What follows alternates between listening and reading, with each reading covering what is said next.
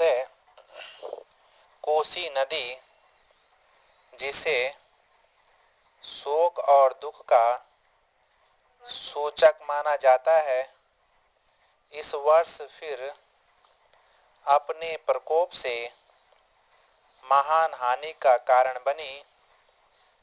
अब इस नदी पर काबू पाने और इसकी उपद्रवी लीला समाप्त करने के लिए भी योजना तैयार हो गई है।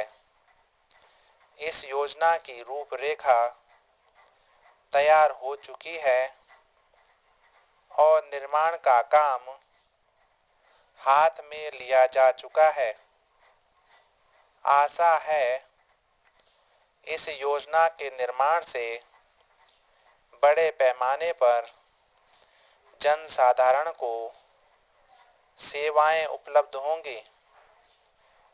जब यह नया परीक्षण सफल होगा तो महान योजनाओं के निर्माण में और भारत की महान जनशक्ति के उपयोग के संबंध में हमारी जानकारी और अनुभव में महत्वपूर्ण वृद्धि होगी।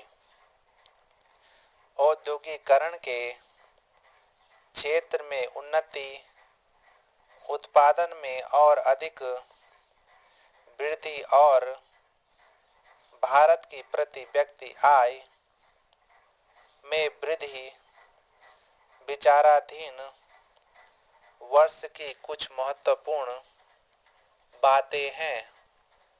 औद्योगिकरण के साथ ही रोजगार के क्षेत्र को विस्तृत करने के प्रयत्न भी बराबर जारी हैं। कुटीर उद्योगों और घरेलू धंधों को प्रोत्साहन देकर औद्योगिकरण और रोजगार में समुचित संतुलन स्थापित करने का प्रयास किया जा रहा है। यह बात सभी स्वीकार करते हैं कि यदि भारत के जनसाधारण को उदासीनता और हार मानने की भावना से मुक्त करना है तो बढ़ती हुई बेरोजगारी को दूर करने का उपाय करना होगा। इस दिशा में घरेलू उद्योग धंधे बहुत से लोगों को आंशिक या पूर्ण उपयोगी काम देकर इस समस्या का बहुत कुछ समाधान कर सकते हैं। इसलिए पंचवर्षीय योजनाओं में पुराने घरेलू उद्योगों को पुनर्जीवित करने और चालू कुटीर उद्योगों को प्रोत्साहन देने की व्यवस्था की जा रही है। विदेशी मामलों के क्षेत्र में हमारी सफलता और भी अधिक है। हमारी नीति, जिसे मैं सक्रिय और स्वउद्देश्य तटस्थता की नीति कहना चाहूँगा, वास्तविक व्यवहार में किसी भी देश अथवा यहाँ के लोगों को अपना शत्रु न समझने की नीति है। इस नीति के फलस्वरूप हमें विश्व शांति के पक्ष की कुछ सेवा करने का अवसर मिला है। हम प्रसन्न और आभारी हैं कि संसार के राष्ट्रों में भारत का स्थान इतना ऊंचा है।